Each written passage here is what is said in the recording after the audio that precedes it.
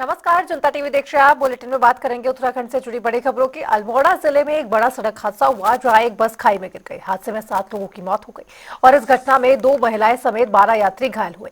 Police और प्रशासन की टीम मौके पर पहुंची, घायलों को अस्पताल में भर्ती कराया गया। वहीं मुख्यमंत्री पुष्कर सिंह धामी ने इस घटना पर गहरा दुख व्यक्त किया। उन्होंने दिवंगतों की आत्मा की शांति के लिए प्रार्थना की और शोकाकुल परिवारों को धैर्य प्रदान करने की ईश्वर से कामना की। मुख्यमंत्री ने जिला प्रशासन को सख्त निर्देश दिए कि घायलों को तत्काल और उचित चिकित्सा सुविधाएं उपलब्ध कराई जाए।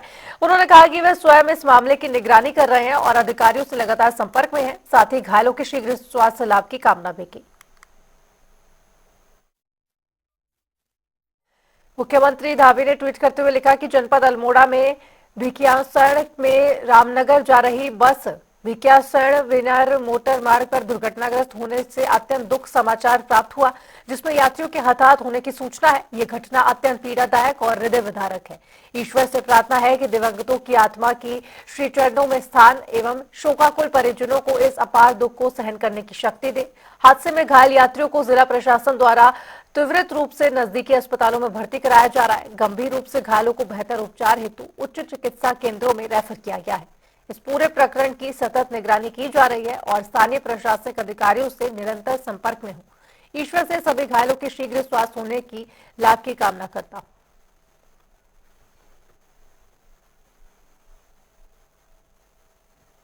तो वहीं मुख्यमंत्री पुष्कर सिंह धामी ने राज्य में शिक्षा व्यवस्था को मजबूत और पारदर्शी बनाने के लिए उठाए गए कदमों को ऐतिहासिक बताया। उन्होंने कहा कि राज्य सरकार का उद्देश्य है कि हर बच्चे को गुणवत्तापूर्ण शिक्षा का अधिकार मिले और इसी के तहत अवैध रूप से संचालित मदरसों जो कि छात्रों को गुमराह करने और उनके भविष्य के साथ खिलवाड़ कर रहे थे, उनके खिलाफ सख्त कार्रवाई करते हुए ताले लगाए गए हैं। मुख्यमंत्री ने स्पष्ट किया कि अब मदरसा बोर्ड में भी माध्यमिक शिक्षा बोर्ड द्वारा निर्धारित पाठ्यक्रम ही पढ़ाया जाएगा। देखिए, वो सभी को शिक्षा का अधिकार मिले, एक ऐसा कानून राज्य के अंदर बनाया गया है कि अवैध रूप से चलने वाले मदरसे जो छात्रों को गुमराह करने का काम करते हैं, छात्र छात्राओं के जीवन के साथ कहीं ना कहीं धोखा करते हैं, उनको अवैध रूप से जो चलने वाले थे हमने ताला भी लगाया है। और आगे जो माध्यमिक शिक्षा बोर्ड के द्वारा जो निर्धारित पाठ्यक्रम है वो पाठ्यक्रम ही उन मदरसों बोर्डों में पढ़ाया जाए, ऐसा प्रावधान भी किया गया है। इसके पीछे हेतु यह है कि राज्य के अंदर, देवभूमि के अंदर शिक्षा और ज्ञान के मंदिर स्थापित हों, न कि एक कट्टरवादी सोच या मैं कहूँ कबीलाई मानसिकता, ये किसी भी प्रकार से हमारी नई पीढ़ी पर हावी नहीं होनी चाहिए। उनका राष्ट्र के उत्थान में, राष्ट्र के विकास में, चरित्र के निर्माण में, हर दृष्टि से समाज के लिए उनका योगदान हो, इस दृष्टि से नया कानून लाया गया है। धन्यवाद। तो वहीं नए साल के अवसर पर उत्तराखंड में बड़ी संख्या में देश भर से पर्यटकों के आने की संभावना को देखते हुए राज्य सरकार ने सभी जरूरी तैयारियां पूरी कर ली हैं। मुख्यमंत्री पुष्कर सिंह धामी ने कहा कि प्रदेश के प्रमुख टूरिस्ट डेस्टिनेशन और शहरों में आने वाले सैलानियों की सुरक्षा सरकार की सर्वोच्च प्राथमिकता है। ट्रैफिक प्रबंधन, होटल व्यवस्था, साफ सफाई, सड़क और परिवहन सुविधाओं को दुरुस्त किया गया है। सर्दी के मौसम को ध्यान में रखते हुए पुलिस और प्रशासन स्तर पर विशेष इंतजाम किए गए हैं। नए साल में हमारे राज्य के अंदर अनेक जो हमारे टूरिस्ट डेस्टिनेशन हैं और हमारे सभी प्रमुख शहर हैं, उन शहरों में बड़ी संख्या में पूरे देश भर के सैलानी आते हैं, पर्यटक आते हैं, टूरिस्ट आते हैं। उनकी सबकी सुरक्षा हमारी सर्वोच्च प्राथमिकता है। ट्रैफिक से लेकर सभी इंतजाम, होटलों से लेकर साफ़ सफाई व्यवस्था, सड़कों की, परिवहन की, सभी व्यवस्थाएं ठीक रहें और सभी किसी को कोई परेशानी का सामना न करना पड़े। और सर्दी का भी मौसम है, क्योंकि इसलिए सभी व्यवस्थाओं को ठीक से सुनिश्चित किया जाए, सभी विभागों के स्तर पर, पुलिस विभाग के स्तर पर, प्रशासन के स्तर पर। तो सभी इंतजामों की जो एक बार समीक्षा भी हुई है, सभी इंतजाम अच्छे किए गए हैं और जो कुछ इंतजाम और होने हैं आज और कल में, वो भी हो जाएंगे। तो पूरी देवभूमि सभी के लिए तैयार है, सबका स्वागत है। तो वैसे सितारगंज में मानवता की मिसाल देखने को मिली, जहां पूर्व विधायक नारायण पाल ने मेन चौराहे पर गरीब, असहाय और निर्धन लोगों को गर्म कपड़े वितरित किए। नारायण पाल ने कहा कि ये कोई राजनीति नहीं बल्कि ठंड और कोहरे से बचाव का प्रयास है। वहीं कंबल और जैकेट पाकर जरूरतमंदों के चेहरे खिल उठे। करमजीत सिंह ने भी इस पहल की सराहना करते हुए धन्यवाद जताया। का नारा ही है कि जहाँ बुलाया वहीं आया। आज इन्होंने देखा कि हमारी विधानसभा में कि ठंड का मौसम है, तो इन्होंने आके यहाँ ज़रूरतमंद लोगों को कंबल और जो है जैकेट इन्होंने दी हैं। और वैसे भी पाल जी का रहा है ज़रूरतमंद लोगों की, और हर जगह मतलब ज़रूरत पूरी करते हैं और जगाते हैं। हर किसी के मान सम्मान में ये साथ खड़े होते हैं और गरीबों को ये मसीहा है। और कहीं भी किसी को ज़रूरत है ये कंधे से कंधा मिला के चलते हैं। और ये लोगों ने इनको 10 साल देख रखा है पहले भी, और आने वाले टाइम में जो है सितारगंज की जनता के साथ। तो वहीं मसूरी में विंटर लाइन कार्निवल 2025 का रंगारंग समापन हुआ। अंतिम दिन सांस्कृतिक कार्यक्रमों और संगीत ने दर्शकों को मंत्रमुग्ध कर दिया। कैबिनेट मंत्री गणेश जोशी और नगर पालिका अध्यक्ष मीरा सकलानी समापन समारोह में मौजूद रहे। वहीं प्रसिद्ध हिमनाद बैंड और गायक निखिल डिसूजा की प्रस्तुति पर लोग देर रात तक झूमते नजर आए। और साथ ही कार्निवल ने मसूरी को सांस्कृतिक और पर्यटन के नए केंद्र के रूप में स्थापित किया। ये 6 दिवसीय विंटर कार्निवल का आज समापन हो गया है। माननीय मंत्री जी के माध्यम से आज इस कार्यक्रम का समापन किया गया है। और जिस उद्देश्य के साथ इस ये 6 दिवसीय विंटर कार्निवल रखा गया था कि लोकल लोगों को स्टेज देना, यहाँ के लोकल कलाकारों को स्टेज देना और यहाँ का जो लोकल व्यंजन है उनको एक प्लेटफॉर्म देना, लोगों देश विदेश तक उन व्यंजनों की अहमियत को बताना। और मुझे लगता है कि ये बहुत महत्वपूर्ण रहा है, बहुत अहम रहा है ये 6 दिन का विंटर कार्निवल। जैसे हमने देखा है कि पहले जो विंटर कार्निवल होता था और इस बार का जो विंटर कार्निवल है बहुत फर्क रहा है। इस बार लोकल कलाकारों का, लोकल व्यंजन का की धूम रही है इस विंटर कार्निवल में। नगर पालिका और प्रशासन के बीच एक अच्छा कोऑर्डिनेशन रहा है और दोनों ने मिलकर के इसमें बहुत अच्छी सहभागिता निभाई है। और इसमें लोकल लोगों का भी बहुत, पूरे शहर का एक अच्छा सहयोग रहा है। शांतिपूर्वक तरीके से इस कार्यक्रम को भव्य रूप भी दिया गया और शांतिपूर्ण तरीके से इस कार्यक्रम का आयोजन भी किया गया। तो मैं चाहूंगी कि अगली बार भी इसी तरीके से मिलजुल करके ये कार्यक्रम हो, जिसमें शहर की सहभागिता हो, जिसमें उत्तराखंड की सहभागिता हो और जिस उद्देश्य के लिए हम जो कार्यक्रम करते हैं वो उद्देश्य की भी पूर्ति हो।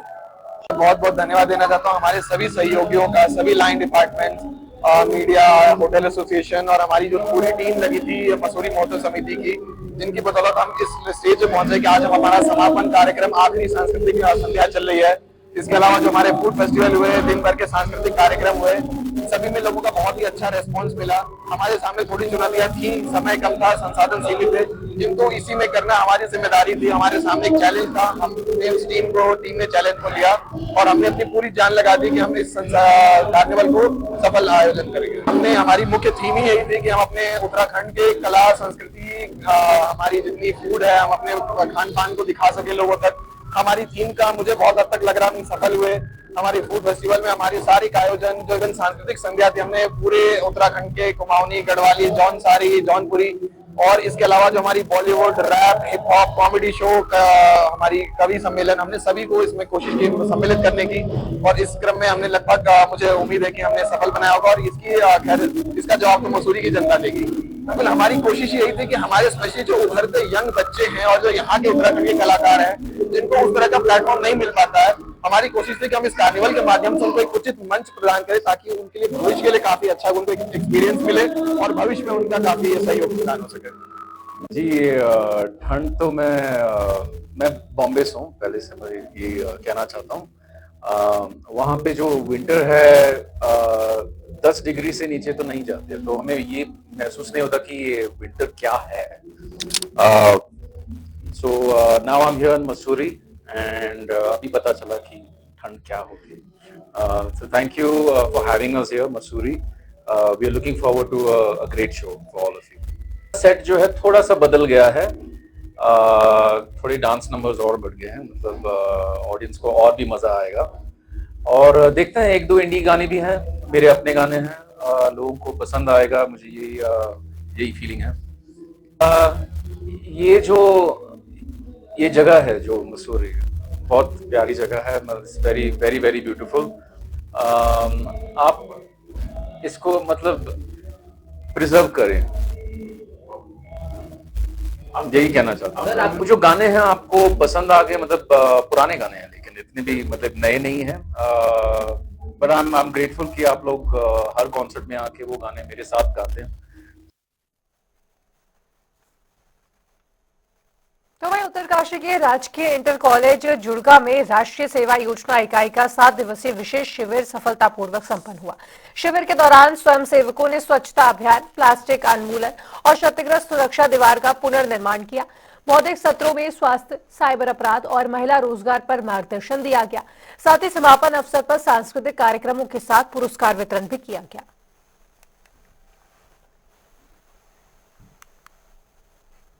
तो वहीं आगामी ऐतिहासिक, पौराणिक और धार्मिक माघ मेला जो कि जल्द ही शुरू होने वाला है, उसकी तैयारियों को लेकर जिला पंचायत अध्यक्ष रमेश चौहान ने विभागीय अधिकारियों और मेला समिति के पदाधिकारियों के साथ समीक्षा बैठक की। बैठक में मेला आयोजन को सुरक्षित, सुव्यवस्थित और सफल बनाने को लेकर विस्तृत चर्चा की गई और जनप्रतिनिधियों और गणमान्य नागरिकों से सुझाव भी लिए गए। माघ मेला 2026 को लेकर के संपूर्ण जनपद वासियों में और जिला पंचायत में बड़ा उत्साह है। हमने ये द्वितीय बैठक आज संपन्न की है। इसमें अधिकारियों के साथ और बोर्ड के साथ सभी जितने हमारे इसके एक्सपर्ट हैं उनको बुला करके हमने उनके साथ समीक्षा की है, विस्तृत रूप से चर्चा की है और सभी का ये प्रयास है कि माघ मेले को बहुत बृहद रूप देते हुए, इस ऐतिहासिक और पौराणिक मेले को इसकी पहचान दिलाते हुए इसको बहुत अच्छे प्रकार से संपन्न करने के लिए हमने विभिन्न प्रकार की समितियों का गठन किया है। देव डोलियों का आगमन होगा और इस अवसर पर प्रदेश के मुख्यमंत्री, अनेकों वरिष्ठ VVIPs यहाँ पर आमंत्रित किए जाएंगे और यहाँ की संस्कृति का दर्शन संपूर्ण प्रदेश और देश को कराया जाएगा। ये माँ गंगा और यमुना की भूमि है और ये जो हमारे थौलू हैं, मेले हैं, ये हमारी पौराणिक संस्कृति के अंग हैं। ये हमारे पास विरासत के रूप में प्राप्त हैं। इनको हम बहुत अच्छे प्रकार से संवर्धन करते हुए अपनी नई पीढ़ी को भी संस्कृति का हस्तांतरण करने के रूप में लेने को देखते हैं। इसी हेतु इस माघ मेले की तैयारियां हम बढ़ चढ़ करके कर रहे हैं। तो वहीं उत्तराखंड राज्य की 25वीं वर्षगांठ के अवसर पर महिलाओं को आत्मनिर्भर बनाने की दिशा में एक नई पहल की गई है, जिसमें हरिद्वार में महिला समूह के लिए क्लाउड किचन प्रशिक्षण कार्यक्रम का शुभारंभ किया गया है। इस कार्यक्रम के तहत 25 महिलाओं को विशेष प्रशिक्षण दिया जा रहा है ताकि वह कम लागत में अपने घर से ही क्लाउड किचन शुरू कर सके। कार्यक्रम का उद्घाटन करते हुए मुख्य विकास अधिकारी ललित नारायण मिश्रा ने बताया कि हरिद्वार उत्तराखंड का पहला जिला है जहाँ महिलाओं को इस तरह का प्रशिक्षण दिया जा रहा हो। क्लाउड किचन की जो कॉन्सेप्ट है उसको इस तरह समझा जा सकता है कि जो हमारे रसोई से रोजगार की बात हम कह सकते हैं इसको, जिसमें हमने 25 महिलाओं को प्रथम चरण में सेलेक्ट किया है और ये हमारा एक पायलट प्रोजेक्ट के रूप में हम इसको ले रहे हैं। हम चाह रहे हैं कि महिलाएं जो पाक शास्त्र में निपुण होती हैं उनका जो भोजन है वो ऐसे लोगों के तक पहुंच सके जो नीडी हैं। बहुत से लोग चाहते हैं कि हमें घर जैसा भोजन मिले, कुछ लोग चाहते हैं कि हमें मसाले जो कम मसाले का भोजन मिले, तो अकॉर्डिंगली वो कस्टमाइज्ड भोजन उनको उपलब्ध कराएंगे टिफिन के माध्यम से। और इसके लिए हम ये भी कोशिश करेंगे कि ऑनलाइन हम इनको कनेक्ट कर सकें जिससे वो भोजन सप्लाई करें। उनका जो है पेमेंट भी ऑनलाइन ही ऑर्डर हुआ, ऑनलाइन उसका पेमेंट हो गया। इस तरह से एक ये कॉन्सेप्ट रहेगी जो पूरे हमारे जनपद में उन एरिया में जहाँ जहाँ हमारा जैसे इंडस्ट्रियल एरिया है और जहाँ ज़्यादा संख्या में लोग काम कर रहे हैं वहाँ ये काफ़ी इफेक्टिव रहेगा। तो वही हरिद्वार के सिडकुल क्षेत्र मेट्रो अस्पताल एक बार फिर से विवादों में है ताकि वेतन न मिलने से नाराज डॉक्टरों ने अस्पताल परिसर में प्रदर्शन कर प्रबंधन के खिलाफ विरोध जताया है। साथ ही डॉक्टरों का आरोप है कि महीने से सैलरी रोकी गई है। डॉक्टर पंकज ने बताया कि 1 साल से सेवाएं देने के बावजूद उन्हें अब तक 1 महीने की भी सैलरी नहीं मिली है। वहीं assistant labour commissioner Prashant Kumar ने कहा कि करीब 13 डॉक्टरों की शिकायत मिली है जिन पर नियमानुसार कार्रवाई की जा रही है। बिल्कुल सैलरी से बहुत परेशान है। साल भर से ये टामाटोल दे जा रहे हैं, आज देंगे, कल देंगे, परसों देंगे और अगले महीने आएगी, उस अगले महीने आएगी। हम इनसे रिक्वेस्ट कर करके परेशान हो चुके हैं हर तरह से। मैनेजमेंट को कई बार बोल दिया, नोएडा तक भी इनको मैसेज पहुंचा दिया, लेकिन ना तो ओनर की तरफ से और ना ही लोकल मैनेजमेंट की तरफ से कोई भी रिस्पॉन्स नहीं है किस तरह का, क्या करना है। आज धरने पे बैठे क्या है कि यहाँ पे सभी स्पेशलिस्ट हैं अभी जिनमें यहाँ पे working since last 10 to 12 years they are working here, but still the management is not looking after it. Why, I don't know. It's really very painful condition for all of us, and we request all our doctors society also, please do not come into this hospital, as we have suffered with lot of pain in this hospital. It is very difficult to survive, and the management is very first, and every second month, third month, every second month, third month management is changing. I don't know why, but आप लोगों को बुलाने का यही एक मकसद था ताकि आप लोगों के सामने आ सके। और जब डॉक्टर्स मेन बैकबोन इज, देखिए मैं इसमें आपको बताना चाहूँगा कि पहले कुछ श्रमिकों की भी शिकायत मेट्रो हॉस्पिटल के अगेंस्ट में प्राप्त हुई थी, जिन पर विभाग के द्वारा नियमानुसार उनको नोटिस प्रेषित करके उस पर सुनवाई की गई और श्रमिकों का भुगतान तो मेट्रो हॉस्पिटल के द्वारा किया गया है। उसके साथ ही कुछ डॉक्टर्स की भी लगभग 13 डॉक्टर्स की शिकायत भी प्राप्त हुई है कि उनको लंबे समय से उनका वेतन नहीं दिया जा रहा है। तो उपरोक्त के संबंध में भी मेट्रो हॉस्पिटल की मैनेजमेंट को एक नोटिस जारी किया गया है। उस नोटिस के क्रम में सुनवाई चल रही है। अभी डॉक्टर से भी ये कहा गया है कि अगर वो अपना क्लेम बनाकर सक्षम न्यायालय में यूनिट कर सकते हैं अपना मुकदमा, तो नियमानुसार उसमें भी कार्रवाई की जाएगी। देखिए क्योंकि ये प्रकरण जो है न्यायालय से संबंधित है, अगर वो शिकायत में समाधान कर सकते हैं तो हो सकता है 15 से 20 दिन में इसका समाधान हो जाए, और अगर नहीं होता है तो फिर न्यायालय के अंतर्गत जो भी न्यायालय की प्रक्रिया है उसके अनुसार इसमें कार्रवाई की जाएगी। तो वहीं हरिद्वार नजीबाबाद राष्ट्रीय राजमार्ग और सिडकुल क्षेत्र में सड़क सुरक्षा सुनिश्चित करने के लिए परिवहन विभाग और हरिद्वार पुलिस ने संयुक्त सघन परिवर्तन अभियान चलाया है। इस अभियान में अनफिट और ओवरलोड वाहनों की तकनीकी जांच, दस्तावेजों और ड्राइविंग लाइसेंसों की जांच की गई, जिसमें 50 से अधिक वाहनों के चालान भी किए गए और 5 वाहन जब्त भी किए गए। साथ ही 2 लाख से अधिक का संयोजन शुल्क वसूला गया है। सड़क सुरक्षा बढ़ाने के लिए वाहनों पर रिफ्लेक्टिव टेप भी लगाई गई है और भविष्य में भी सख्त कार्रवाई जारी रहने की बात की गई है।